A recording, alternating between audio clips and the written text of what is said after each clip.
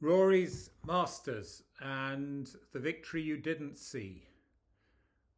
Rory McIlroy walked out to the first tee in last year's Masters with a two-shot lead. Nearly 30 years before, Greg Norman walked out with a six-shot lead, and we know what happened.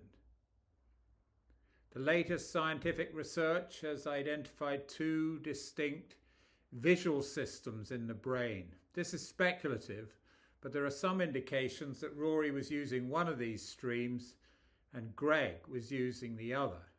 The consequences were huge.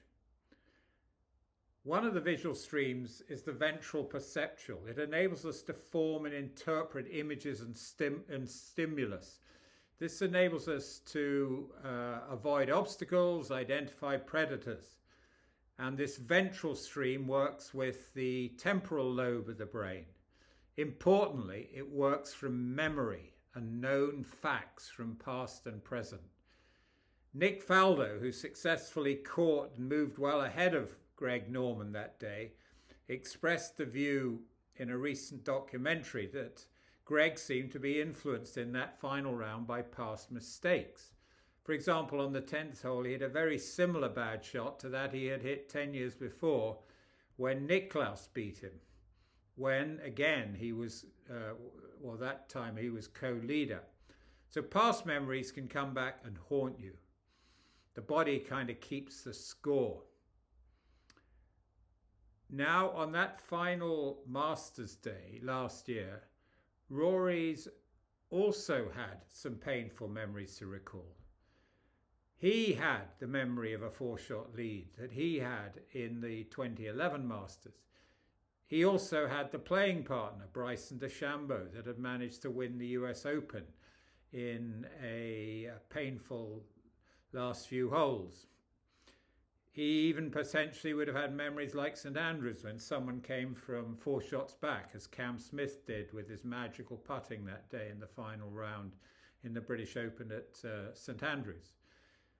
So, like Greg, he had also painful moments, tough to take failures, experiences that can easily turn into crises. And these mini traumas can become anchored in the body and can be triggered at critical moments.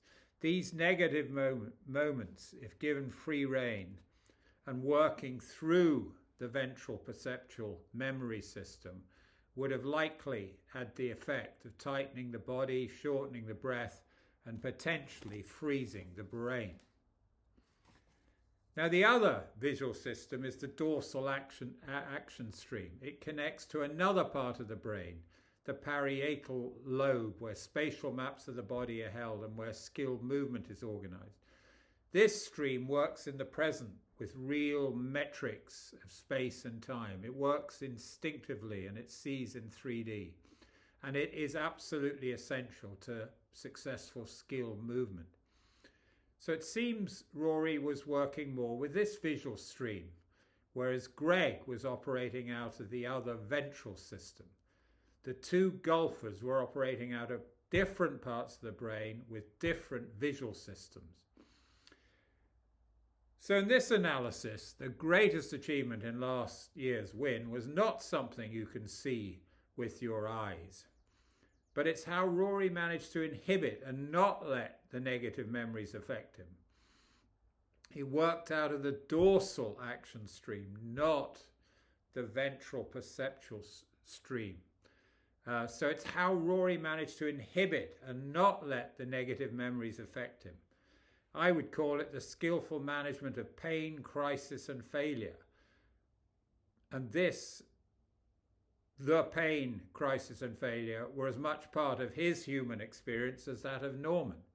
But what he managed to do was navigate it so successfully. So that is, I believe, an inner victory, one that you don't see as a viewer and can't see as a viewer. Rory was literally thinking differently and seeing differently. He did it, and he did it when it mattered the most. This is an internal victory, a victory for the inner golfer. You too can learn to tap into different parts of the brain, to tap into the different visual streams as needed and under real pressure.